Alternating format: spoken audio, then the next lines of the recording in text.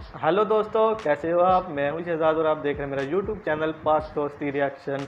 Guys हाजिर हूं आज एक और नई वीडियो के साथ। आज की वीडियो का टाइटल है 15 अगस्त सन 1947 रेली नो फैक्ट। तो हम जानेंगे कि 1947 में क्या हुआ था, को क्या सच्चाई थी, काफ़ी लोगों को नहीं पता, तो इस वीडियो में जानते हैं। तो जो लोग मेरे चैनल पर नहीं आ रहे हैं, मेरे चैनल को सब्सक्राइब कर दें और बेल आइकन को भी दबा दें ताकि मेरी हर आने वाली लेटेस्ट वीडियो आप तक पहुंच सके।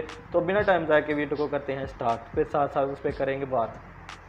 15 अगस्त 1947 ये वही दिन है जिस दिन इंडिया और पाकिस्तान अलग हो गए थे। लेकिन आखिर ये दोनों अलग क्यों हुए? और दूसरा सवाल ये बनता है कि आखिर इन्हें अलग किसने किया, किसके कहने पर इन्हें अलग किया गया। देखिए, जानेंगे हम ये बहुत सारी इंपॉर्टेंट बात है। 15 अगस्त को लेकर। इसी के साथ आपको बताता चलूँ कि ये जो डिमांड है पार्टीशन की, ये main communal party all India Muslim league के जरिए की गई थी, जिनका कहना था कि Indian Muslims is not a minority. ये कोई माइनॉरिटी नहीं है, बल्कि ये तो टोटल पॉपुलेशन ऑफ इंडिया का 1/4 हिस्सा है, जिन्हें लेकर हम एक अलग नेशन बना सकते हैं।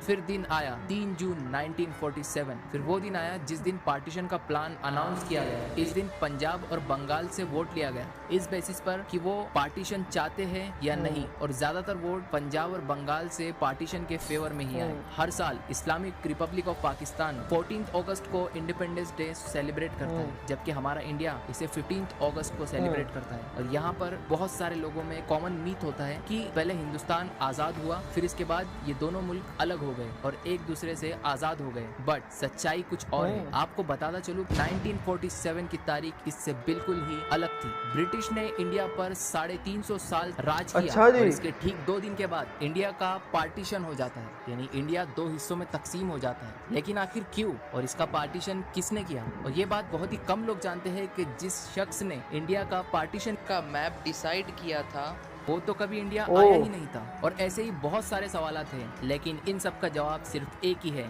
देखते रहिए इस वीडियो को आखिर तक। तो शुरू करते हैं।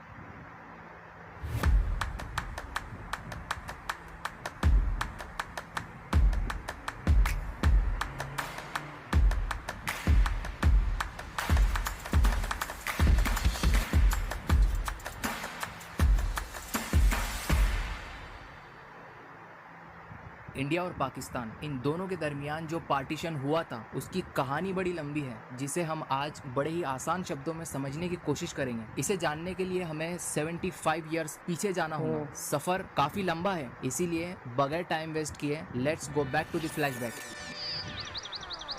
दिन है 15 अगस्त 1947। आज इंडिया और पाकिस्तान ये दोनों अलग हो गए, इन दोनों का बंटवारा हो गया। लेकिन इसके 2 दिन बाद तक भी इंडिया और पाकिस्तान इन दोनों को ये नहीं पता था कि इनकी बॉर्डर आखिर कहाँ पर है। वो इसलिए क्योंकि इन दोनों के दरमियान बॉर्डर अब तक अनाउंस ही नहीं हुई थी। और फिर इसके ठीक 2 दिन बाद 17 अगस्त को इन दोनों के दरमियान बॉर्डर को अनाउंस कर दिया जाता है। लेकिन जिस ब्रिटिश लॉयर ने इन दोनों कंट्रीज के दरमियान बॉर्डर को अनाउंस किया था, उसके बारे में फैक्ट बताता चलूं कि उसे खुद भी इंडिया की जियोग्राफी की कंप्लीट इंफॉर्मेशन थी ही नहीं। अच्छा तो आखिर उसने बॉर्डर डिसाइड किस बेसिस पे किया? ये ब्रिटिश लॉयर थे साइरल जॉन रेडक्लिफ। इस ब्रिटिश लॉयर के बारे में एक फैक्ट ये भी है कि जिसे ब्रिटिश गवर्नमेंट ने इंडिया और पाकिस्तान को अलग करने के लिए बॉर्डर ड्राइंग का टास्क दिया था, वो इससे पहले कभी इंडिया आया ही नहीं था। ये कैसे हो आखिर सकता है? इसने इंडिया और पाकिस्तान के दरमियान किस बेस पर बॉर्डर ड्रॉ की? लेकिन आखिर ये ब्रिटिश लॉयर था कौन? देखिए, ये थे साइरल जॉन रेडक्लिफ, जो कि एक ब्रिटिश लॉयर थे। इन्हें ब्रिटिश गवर्नमेंट ने एक टास्क दिया था कि ये इंडिया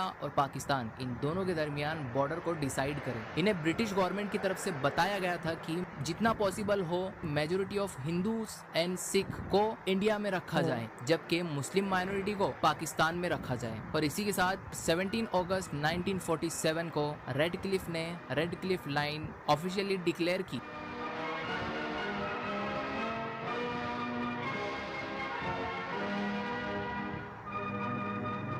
और ये वही दिन था जिस दिन के लिए ब्रिटिश गवर्नमेंट ने रेडक्लिफ को अपॉइंट किया था। देखिए, रेडक्लिफ को बताया गया था कि इसे 4,50,000 किलोमीटर पर स्क्वायर की एक जमीन को 88 मिलियन पीपल्स यानी 8 करोड़ 80 लाख लोगों में डिवाइड करना है। लेकिन दोनों ही मुल्कों के लोगों को ये पार्टीशन काफ़ी महंगा पड़ा। वो इसलिए क्योंकि इस पार्टीशन की वजह से तकरीबन 10 लाख लोगों की जान चली गई, जिसमें 5 से 8 लाख लोग सिर्फ पंजाब के थे। अब ये पूरी कहानी हमने सुनी पार्टीशन को लेकर, लेकिन आखिर ये पार्टीशन क्यों और किसने किया था? जिसने किया था अब उसके बारे में जान लेते हैं। साइरल जॉन रेडक्लिफ 8 जुलाई 1947 को ये पहली बार इंडिया आए थे, जिससे आप अंदाज़ा लगा सकते हैं कि उन्हें इंडिया की हिस्ट्री और जियोग्राफी के बारे में कितनी इन्फॉर्मेशन होगी। फैक्ट बताऊँ तो उन्हें इंडिया की जियोग्राफी के बारे में कंप्लीट इन्फॉर्मेशन नहीं थी। जाहिर बात है कि वो पहली बार इंडिया आए थे और इसी के साथ इंडिया आने के बाद उन्हें पता चला था कि उन्हें किस काम के लिए बुलाया गया है। ब्रिटिश गवर्नमेंट ने उन्हें इंडिया और पाकिस्तान इन दोनों की बॉर्डर डिसाइड करने के लिए रेडक्लिफ को सिर्फ 5 हफ्तों का समय दिया था, यानी 35 डेज।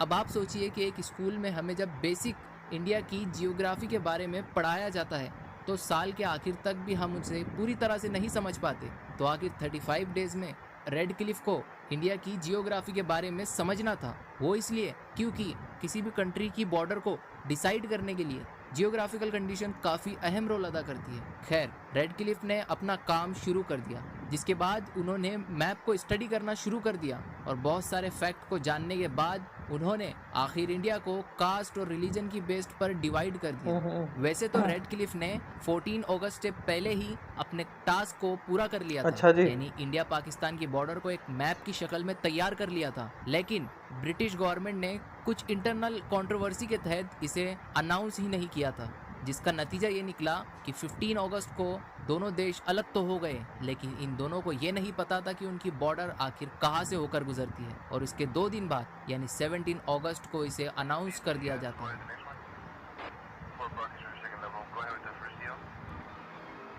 तो ये था पार्टीशन के बाद का इंडिया, जहाँ एक तरफ पाकिस्तान था तो दूसरी तरफ भी पाकिस्तान था और बीच में था इंडिया। अब यहाँ पर पाकिस्तान की ज्योग्राफिकल कंडीशन को देखकर लगता है कि इस मुल्क को क्या नाम दे, ये ना मुकम्मल है ना अधूरा, ना दूर है ना पास। खैर, दोनों मुल्कों का बंटवारा हो चुका था। अब यहाँ पर आपको एक बात बता दूं, इस दिन पार्टीशन का मैप अनाउंस होने वाला था। उसी दिन बंगाल के 2 डिस्ट्रिक्ट मुर्शिदाबाद और मालदा, इनमें मुस्लिम्स की मेजोरिटी थी, इसीलिए उनमें रहने वाले मुस्लिम्स को लगा था कि उन्हें पाकिस्तान का हिस्सा बना दिया जाएगा। उन्होंने इस उम्मीद से पाकिस्तान के फ्लैग को अपनी छत पर लगाया था कि उन्हें पाकिस्तान में रखा जाएगा, लेकिन उनकी ये उम्मीद पार्टीशन का मैप अनाउंस होने के बाद नाउम्मीदी में तब्दील हो गई। वो इसलिए क्योंकि उन्हें इंडिया में ही रखा गया था। और इसी के साथ चिट्टागोंग बंगाल का एक डिस्ट्रिक्ट है जिसमें सिर्फ 2% मुस्लिम पॉपुलेशन है, लेकिन उसे पाकिस्तान को दे दिया गया था। और ये पाकिस्तान 1 और पाकिस्तान 2 आगे चलकर पाकिस्तान इस मुल्क को इन दोनों हिस्सों को चलाना मुश्किल हो रहा था, जिसके कारण इंटरनल कंट्रोवर्सी होने लगी और उसके बाद पाकिस्तान का ये दूसरा हिस्सा बांग्लादेश में तब्दील हो जाता है। एक नया मुल्क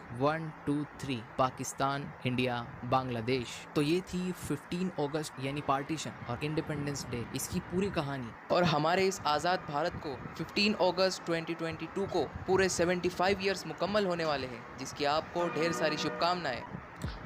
बहुत ही इंफॉर्मेशन वीडियो थी, बहुत ही जानकारी इस वीडियो में मिली कि कैसे एक देश 3 हिस्सों में बट गया। हमें लगता था कि बांग्लादेश है ना, वो ये नहीं पता था कि किस वजह से पाकिस्तान से अलग हुआ, कैसे वो दूसरा देश बना, लेकिन इस वीडियो में पता चला कि कैसे परेशानी थी इस देश को, तो फिर वो देश अलग हो गया और बांग्लादेश बन गया। तो आज़ादी की बात की जाए तो जब पाकिस्तान और इंडिया बना तो काफ़ी लोगों ने आज़ादी दी। हमारे बड़े बुज़ुर्ग काफ़ी अभी तक ज़िंदा थे, जिनसे बात करते थे वो किस्से सुनाया करते थे, तो किस्से सुनाते सुनाते वो लोग, उनकी आंखों में आंसू आ जाते थे। तो कहते थे कि जो मंज़र हम लोगों ने देखे हैं ना, काश तुम ना देखो।